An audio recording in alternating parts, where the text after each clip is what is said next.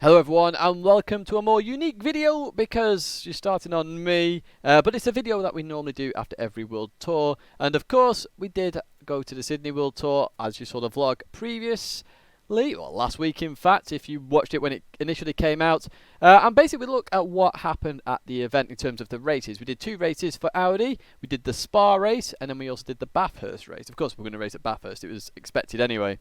Now, in terms of the races, we're going to look at my stint and primarily focus on that and have a look at what I could have done better, similar to what I mentioned in the driving school video. We'll then also look a little bit at Team Audi's strategy, why we chose certain tyres, was it a good idea, bad idea, what we maybe could have done different, and then we'll also look at the incidents I mentioned in the vlog. Obviously that happened on a very particular lap. We'll talk about Bathurst as a whole, because obviously it's double points there as well. And then, yeah, feel free to share your opinions in the comments. I'm going to literally go through this video now. I've got a few timestamps listed down, so let's actually jump to the video. And, yeah, let's kick things off. Let me just make sure that's gone over. Happy days, you can see me.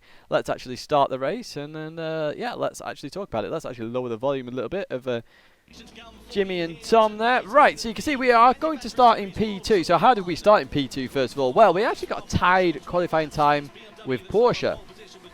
Kind of interesting, I know, but yeah, we got a tied time because we got it first. You can see I'm driving first. Literally, we got put ahead in P2, and we have a lawyer up behind us in P3.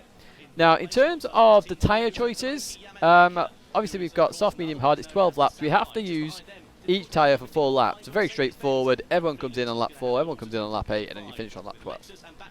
Now, it's a difficult choice because we're starting in P2, and like we have Porsche behind, we have BMW ahead.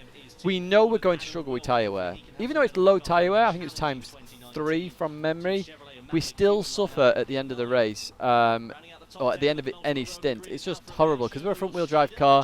They just wear their tyres, and people always go, why do front wheel drive cars have better tyre wear on the fronts than other cars? But that's because they're having to design the game to make it so that we can still turn and at least half accelerate. Remember, our front wheels do everything. Unlike everybody else in terms of their drivetrains, their rear wheels can power them at least a little bit. With a front wheel drive car they can't, which is why they have to try and manipulate it. And even then, we still struggle, and you will see that here. So we actually start on the soft tyre. You can see that in the top left hand corner. Why do we do that? Well, we figure out that we need to try and escape the pack as fast as we can. Slipstream is a factor here, of course. If we can escape the pack, they're not going to leech on to the Audi, which has very quick pace, and they can accelerate on. Now, Porsche said they were going to go on soft, so I was like, okay, well, we need to break away here. We had no idea what BMW were going to do. So our goal here was to overtake the BMW on the Kemmel Straight, and that way we could get ahead and maybe try and push ahead. The Porsche maybe would follow us, I don't know, it depends on the straight line speed, etc. But our goal is to get into the lead and try and push away. Soft tyre, break away, and see if we can break that slipstream. If we can break the slipstream and BMW get pushed back, that would be good for us. Now, BMW makes such a smart move here in this opening literally 20 seconds. Because watch what BMW, they know we're on soft tyres. So BMW goes directly to the left. Now I'm catching them already here, so I'm going to go down the inside, and they let me take that position. It's such a super smart move, and the reason being why it's such a super smart move is because they know the Audi TT is fast on the Kemmel Straight. Now if we catch them up on the Kemmel Straight, we go past them, and potentially Porsche go past them. They let us pass on the first corner. They keep P2 and actually have our slipstream all the way up there, and actually maintain a good speed as well. So they're actually improving the medium tyre pace because they get all this extra speed. So you're going to watch here now. Watch the BMW start catching up. This is how slipstream is so advantageous at the moment in the game. And you can see they're going to pull left. So I move over to the left a little bit as well. I kind of realise at this point they're not going to go for the move. I stick it in the middle just in case they go for a dummy. They don't. We stay in the lead. Happy days. We've made our position. Porsche stay behind BMW there. So we have to try and break away as fast as humanly possible here, because I can tell you now, lap 4, we are struggling on tyres. We are struggling versus all the other cars. Other cars are still fine, they can still do the same lap times. We can't. We have a tyre drop-off. From memory, it's about a second. I can't fully remember that. Now, on hard tyres, which Hayden does, Double H, the Audi in the bus stop chicane especially was dropping 6 or 7 tenths on other cars. It was that bad because obviously slow speeds, the tyres are just doing this. They're just spinning up. So we really struggled in the slow speed corners. High speed corners, the LTT is a very good car. You'll have seen in the latest patch, it is still a very good car. And you can see we're slightly pulling away here from BMW, which is expected. As I say, soft tyres perfectly fine at the moment in this FF car. We can try and accelerate away. But you can see the Porsche all over the back, and they can't overtake because BMW's got our slipstream. So it's such a smart strategy by BMW, really smart strategy. So, you know, shout out to the BMW team for that. And you can see we're 8 tenths there. You're going to see that gap start to come down here. And there we go. It's still going up, actually. There we go. It starts to come down now. And this is where the slipstream kicks in. Now, obviously, you saw on the Camel Straight there, it does start kicking in quite quickly. You see Toyota hanging in the background there. And then there's battles further back. But you can see that 7 tenths now, the gap. And I just want to see the gap as we come out the bus stop chicane for the first time. We could use a bit more track there potentially, but we didn't. And then into the left, and then as we accelerate out, even now, look at that gap just shrink. We just can't get any speed out of slow speed corners, and we're having to monitor the tyre wear as well there. But you can see there we've got a little bit of a gap. So let's advance to where it gets a little bit more critical. We're going to 25-40-ish. Let's go to here. So here we go. So end of lap number 2. Porsche have overtaken the BMW. You can see that we've tried to pull ahead as much as we can, but look how quickly Porsche caught us up. We've just run a little bit deep there. And watch as we leave this corner. Watch as we leave this corner. Just right up our trumpet here. Right up our trumpet. We can't do anything about that. So we're going to accelerate now. You can see our power. So 3rd, 4th, 5th gear, the Audi is unbeatable. Especially 5th gear. Audi TT is amazing. 6th gear, it's rubbish. Really is rubbish in 6th gear. But you can see here, going through this first corner, again, we struggle at slow speed corners. You'll see us then accelerate away from the Porsche. Then slipstream kicked in. Now, there is going to be a move here, because look how close they are. 2.5 tenths away from us as we come through Eau Rouge and Raidillon. And yeah, at this point in time, I already knew what was going to happen here. They had such an overrun on us. It's like, well, okay. You can see, actually, the Porsche let off initially there because they don't want to lose time. The whole point here is we're not trying to lose time to the pack ahead, which is why I don't defend. Now, the Porsche goes for it. Now, Jimmy and Tom both question why I don't defend. And literally, it's because I don't want to waste time. It's all right racing on lap 3, but we're not gaining anything there. We are really not gaining anything. Now, the reason the Porsche doesn't bumper draft, you're not allowed to bumper draft in these events. Otherwise, they would have bumper draft me. I'm sure of it. Because they're trying not to lose pace. I'm trying not to lose pace. We know the BMW's right behind us. So that's also a big issue because they're on medium tyres. And remember, they've got all the guys on hard tyres there who potentially are helping each other anyway. You know, try and get further up the pack for later on in the race. So, with my tyres also struggling, at this point in time, it's like, well, okay, the Porsche goes ahead. I literally can use their slipstream to at least catch up to them again. Because obviously in the sector 2, I can't catch up. Handling section, the tyres are going already. And you see that. That's very, very smart bit of driving there, personally, from me. Let them go. And you can see that gap already. Look at that gap.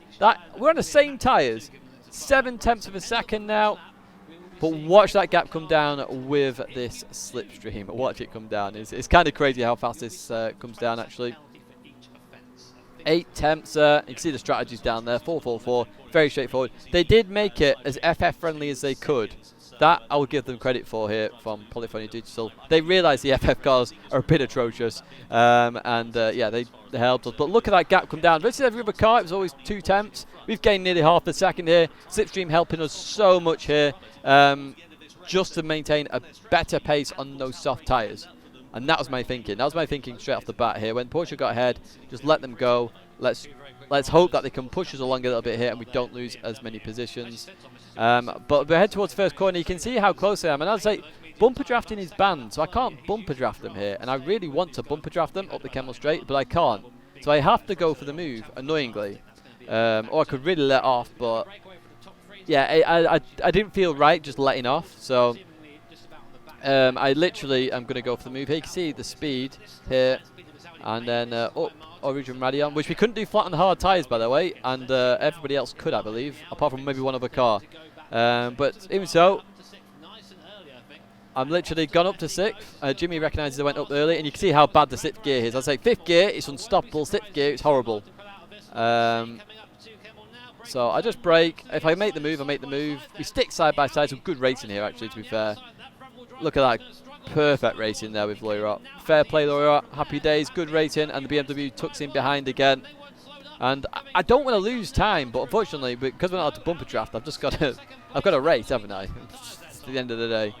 It's pretty annoying actually, but even so, that's how it's going to stay for my stint. I come in P2, which I'm actually very happy with, and I hand over to Hayden, who actually jumps onto the harder tyres. Now, we're actually just going to jump straight to the end of the race here, really, because nothing much really changes. The only key player in this is actually Lexus on the hard tyres. So let me just jump towards the end. Obviously, I could analyse this for days and have a really long video, but I know you guys just want like summaries of this stuff. So it's 50 we need to go to. So here we go. This is the last lap now. You can see BMW, soft tyre at the end. Because they kept with us on the medium tyres, this was inevitable. Lexus was the big surprise there. They came up through the field, up into P2, but I knew the Lexus was strong here. I had tested a couple of the cars and the Lexus was super strong here. But the critical thing here is we're P4. So yes, we've lost out to Porsche, and Lexus. Actually, we've done okay here. We are the weakest car here by quite a margin, I would say. So the fact that we finish in P4, I'm actually very happy with. Toyota overtook us in the middle stint. They went on the soft tyres, but then when they're on the hards and we're in the Audi, we just fly past them like nobody's business. Group 4, obviously, it's a very sceptical sort of group, really. Is sceptical the right word? I'm not too sure. Basically, because of the different drivetrains, it's so hard to balance. Like, I know it's unbalanced in a sense that FF cars struggle on the tyre wear. They're absolutely rapid on straight line speed, so handling cars struggle to get past. It's just a bit all over the place, but they have to do that just with the drivetrains. You see BMW get there, Lexus P2, Porsche P3, and honestly, we are so happy with P4. I don't think we could have done any better. Maybe, the only slight thing we maybe could have done here is start on mediums and finish on softs. That's the only slight difference. But then potentially the pack would have stayed with us more because we didn't know what the rest of the pack were doing. And then would we have struggled, or maybe Toyota would have stayed ahead of us? I don't know. So that's the only maybe change we could have done, starting on medium, hard, soft rather than soft, hard, medium. But in the end, P4 is still a good result for us in my opinion, and the team agree as well. Right, so let's jump now to 1 hour, 8 minutes and 50 seconds on here. Let's just jump to here. Start of the race. It's close enough, isn't it? So we started P4. Obviously, you start based on the previous race result. Now, we already had picked medium tyres in the hope that we would get a good result there. So starting on medium tyres, up near the front of the grid is perfect for us. It's happy days for us. We love that word. So we're in with a chance of getting on the podium. And remember, way back before this event, I said if I got on the podium with Audi, I would do a shoey. So Porsche straight up the inside of Lexus there. We're still behind the Lexus at the moment. You see Jaguar have gone off there. Now Tatsuk is an amazing starter. So Tatsuk started this race on the medium tyres. And I always knew if there was a potential of gaining positions, Tatsuk would get it straight off the bat.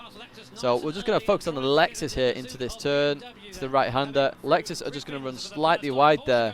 Now, for some reason, some people thought we tapped the Lexus. We didn't touch the Lexus. The Lexus ran wide and we just overtook them.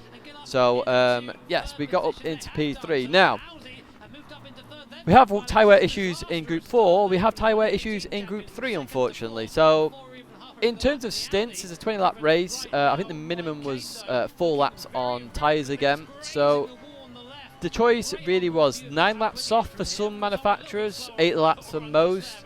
8 laps was a real push for us. We had to do 8 laps on the softs at the end because that's the lowest fuel.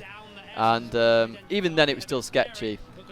8 laps on medium was still sketchy. We were still struggling on that 8th lap. So we were always going to struggle. Now, obviously, slipstream was a factor in race 1. It is a factor in race 2. So what our goal here was to stay with Porsche as much as we can. Just keep going. Hope that we're in the slipstream on lap 8. Come in, get some fresh tyres on. Hard tyres, of course, no real wearing there, so no real issues. We're just them fighting. And then we can go on to the last stint and hope that we can still fight.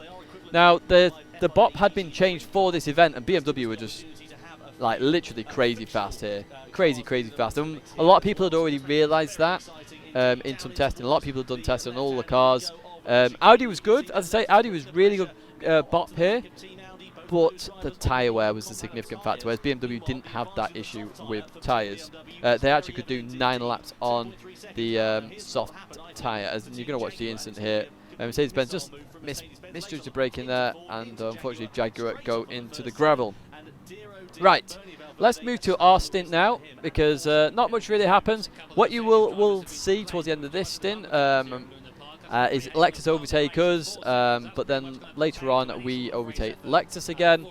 Hayden does that, double H, and that's just purely because of tyre wear. We eventually lose the slipstream of the Porsche and Lexus go by us. That's all that is really. But we're going to jump to my stint now, which is 1 hour 34 on my list. 1 hour 34.10.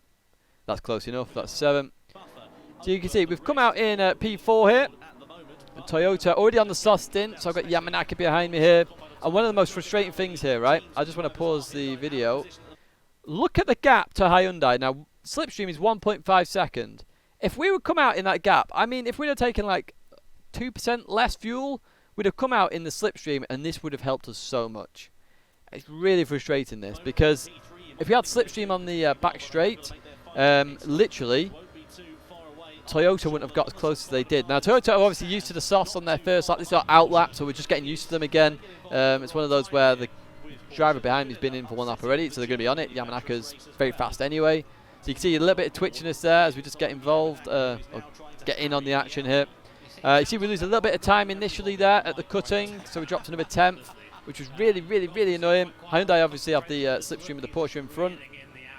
1.8 seconds there now to the Hyundai. And we're trying to push to get into that slipstream as fast as possible. We clipped the barrier there, which wasn't very helpful. And you see Toyota all over the back of me. Toyota very good here. The Toyota Supra is a massively good car at Bathurst. It really is. Now, downhill is sketchy as anything in an MR car, especially in the Audi. If you've ever used the Audi at Bathurst, you will understand how sketchy it is. Now, you can see 1.7 seconds there, the gap to Hyundai. Unfortunately, no slipstream. You can see it's now going to drop to 1.6. It's just teasing me. It's so close. But because Hyundai are in that slipstream of the Porsche, we don't get it. So Toyota are literally just going to fly past us here. Fly past us. We were so close. That was one of the most frustrating things about this event, and one thing that I don't know if we could have improved on that, but yeah, it was just really, really, really frustrating. But you can see Toyota clean pass. We stay behind Toyota. We know we can then use the slipstream, but look at this. It's now down to 1.5 seconds. 1.5 seconds, and then the minute they get around this corner, it's going to then start dropping down to 1.4. Oh, look, they're in the slipstream, so we can't even make the move back on Toyota here. And yeah, obviously we're fighting them in terms of podiums, because remember, we finished just ahead of them at Spa. So you see a queue of cars behind us as well. The big surprise here was Aston Martin. I wasn't expecting Aston Martin to be fighting us. I knew Lexus would be fighting us. We've been fighting them the whole race. But Aston Martin came from a little bit of nowhere, really. So fair play to them. They did the extra lap on softs as well, I think. Don't quote me on that. I can't remember off the top of my head. But you can see that we catch up to the Hyundai at a fair pace of knots. Now, let's just jump a bit further on in the lap. You can see what's going to happen here. Right, so Hyundai, Toyota, Audi, and we've got a little bit of a gap to Lexus. Now, Hyundai, obviously they're just racing. They're in their own race, different strategies, not really racing for position here. So Toyota have to try and make the move as fast as humanly possible here. But Hyundai go defensive, which is kind of interesting. It's unusual to do it when you're in this sort of race, because I'm not sure who they're racing with there in terms of lowering the pack. But Toyota got on the inside. Look, we're right there. We're right behind Toyota here. So look how well we brake. We brake so well there. We could have easily rammed Toyota. We don't. Toyota and Hyundai go side by side. We now go past as well. And so do Lexus here. Which is kind of critical. Now, obviously, we're right behind Toyota at this point. They have no slipstream. So this is where the first incident happens. I talked about that potentially wasn't on camera, or the one that really annoyed me, right? So look, Toyota go defensive, which is fine. And then we're going to go over here. Now watch this. They keep moving over. They keep pushing us over here. Keep pushing us over. Look, those pushes there. You can see the car nudging. Really, really, really frustrated me there. It's a shame the camera's gone off me, because I was just like, what the hell? I nearly spanned the car there. It's right in the braking zone. Notice the tarmac starting down here. This is where the tarmac starts. By the way, if you're wondering why it says subscribe, I'm on Edge. I'm not on my YouTube, which is on Chrome, of course. So this is really, really, really annoying. I wonder if I can rewind that a little bit. So let's go back to here and just we'll slow it down a little bit, because honestly this really frustrated me here. So we'll watch it again. So I've got the slipstream here, and this is critical for us really, because if we can get by, we've obviously got 1 lap fresher tyres at the moment. It just keeps moving over to the left just a bit too much. So there's a hit there, and then there's another hit again there, which pushes us onto the grass, which means I've got to back out, and there's another hit there. I was not happy with that at all. I was getting a bit frustrated with that. But we managed to survive and pull back in. Really, really, really annoying. Now, I will say Yamanaka came over and apologised after. Really frustrating. Really, really frustrating. Now, I actually spoke to the stewards after this as well. And they actually said that would have actually been given a warning for that, because it wasn't given enough room for the car. So we talked to the stewards about something else in a second, which is where we were really frustrated. You can see my focus down there, because I'm now going to have to attack and defend. Obviously we're fighting on the podium here, so let's just accelerate a little bit more. And you can see a train of cars here. Down and up we go again. So obviously I'm used to the car now, so I'm up to speed a little bit here. And look, yeah, we do get very close to these walls, as Jimmy says there. So just coming down the hill. Now this is another critical moment here. Now we're going to watch it in full speed, and then we will rewind it. You see the Lexus are very close to us here. So they go for this move down the inside. And then there's a hit, and I have to really lift off there. You can see me just smiling and shaking my head here, and you'll actually see me in a second flashing my lights. I was really frustrated with that. Now, even the commentators thought there'd be some action from this.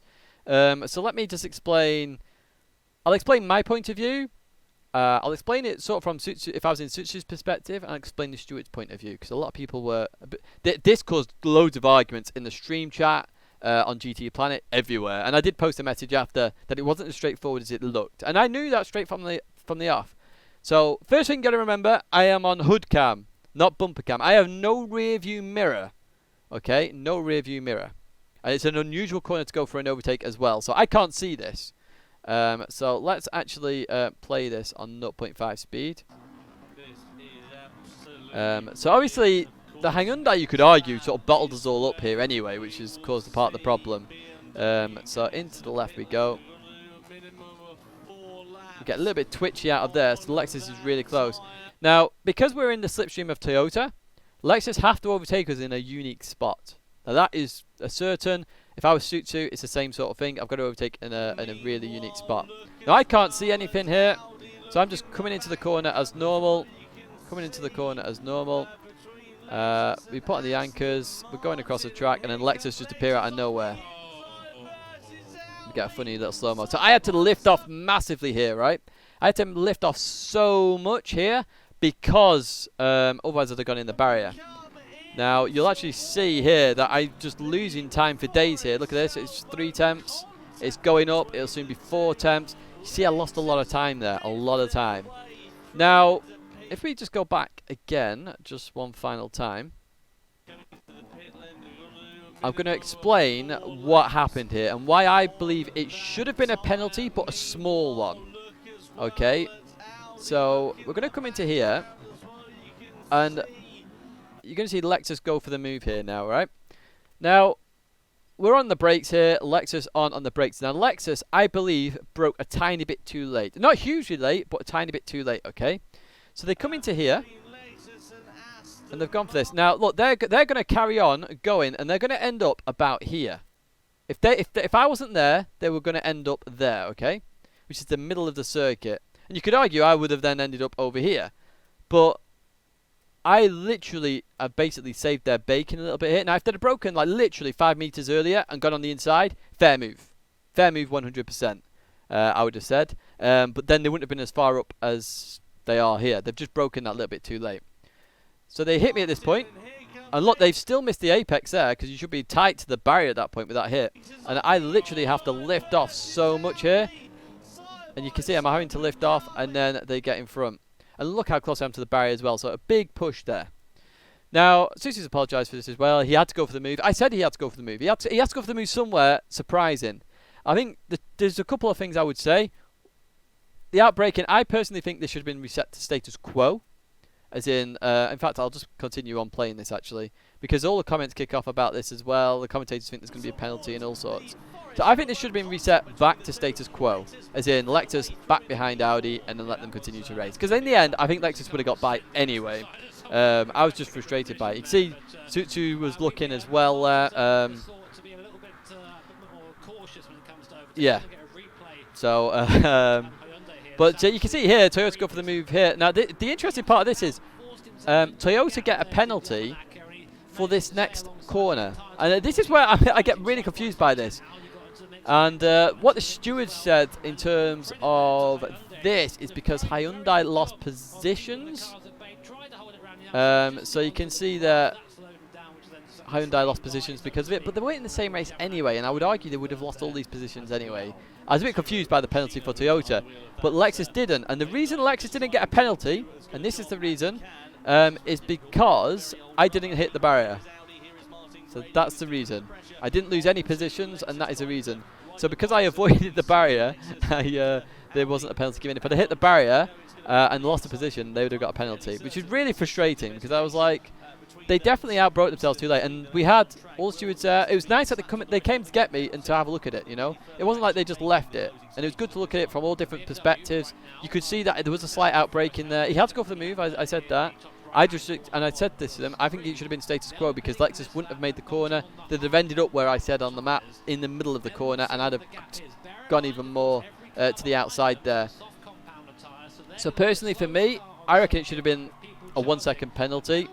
Similar to how Toyota got a 1 second penalty there. Because I actually believe at the two moves that Toyota probably shouldn't have got a penalty there because they were on the inside. But yeah, it's the reason being Hyundai lost positions, I didn't lose positions. So that's the reason why. Not sure why the Hyundai Audi thing was under investigation. So we do get by Toyota, and we actually stay ahead of Toyota at that point. And obviously that affects the point significantly. Lexus finished ahead of us in Spa. So now we're behind. We can't really do much with that. Very, very frustrating. So yeah, that's what happened with that incident. That's why I think it wasn't as straightforward, because it was actually a minimal outbreak in there, and that's it. You know, there's no hard feelings there now. Obviously at the time, you're angry, you're flashing lights, you're angry just after the race. You chill out. Stewards came and got me, which is, you know, fair play to the stewards for doing that. We had a look at it. FIA steward was there as well, listening in. I think actually, I actually a shout out to the FIA actually, because he was very much listening to what I had to say, and people were listening around and just trying to get an idea from potentially a driver's perspective, which is good, because it means maybe they look at it and go, actually, maybe there should have been a penalty, maybe there shouldn't have been. So that's when I also showed them the Toyota incident on this straight here, and that's when they said yes, they've been given a warning for that, because it was literally, I had to literally let off completely. You saw me just back way out of it, because if I'd have broke there, I'd have just span. So yeah, I was frustrated at the time. I personally think it should have been a second penalty, and I do think that Lexus potentially would have got past us, but you could argue that maybe they'd then been overtaken by Aston Martin, similar to Toyota. But then I think the battling would have really kicked off, because it would have been us at the front of it, Aston overtaking us, Lexus overtaking Aston, and all sorts. Because what you see at the end of these 2 laps, basically, is you're going to see us and so Aston Martin have overtaken us here. It's just down the straights. Let's just advance it a little bit here. So literally, it's just tic-tac-toe basically. I've got no slipstream. Aston Martin's very good on the straights as well. They're going to go straight by us here. And lots of investigations of that Hyundai thing. But yeah, Aston Martin go through here. I do try and keep it there, but I just can't do it, and there would have been an incident there, so I have to just slam on a bit more. But I know that next lap, same thing is going to happen again. So, I mean, literally, as we advance to the next lap, same thing's going to happen here. I can go for the move. Now, obviously, my tyres are wearing quite rapidly here at this point in time. As I say, the softs, yeah. We know how sketchy it is down the hill anyway, and then I'm on really worn softs, so it gets hard. But here we go. Past we go. Good little race with Fabian, to be fair. I don't race McQueen very often, so it's nice to have a bit of a race with McQueen. Good bit of racing, good clean racing as well, of course. There you go. So Jimmy even thought that it should have been a penalty as well. Now, a lot of people make reference to an old supercar race where a similar move happened, where on Forest Elbow they did the same move as the Lexus. But there's two arguments I would make to this.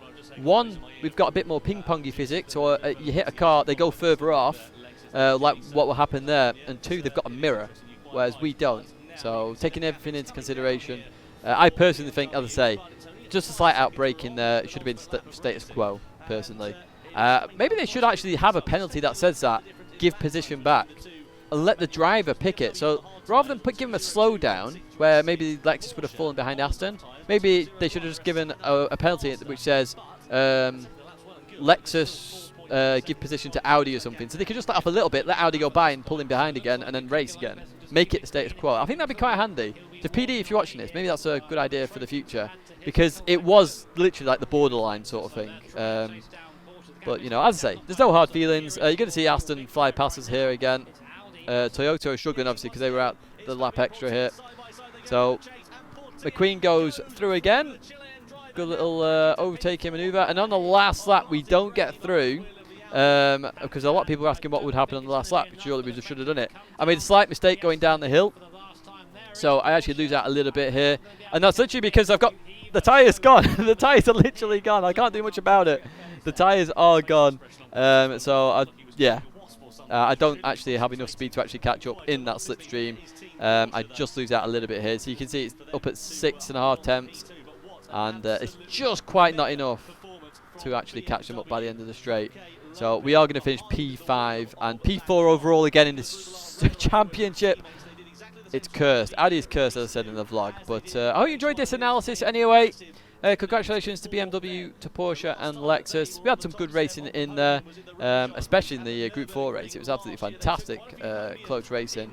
And yeah, that's going to be it for me now, guys. Thanks very much for watching, and I will see you in the next video.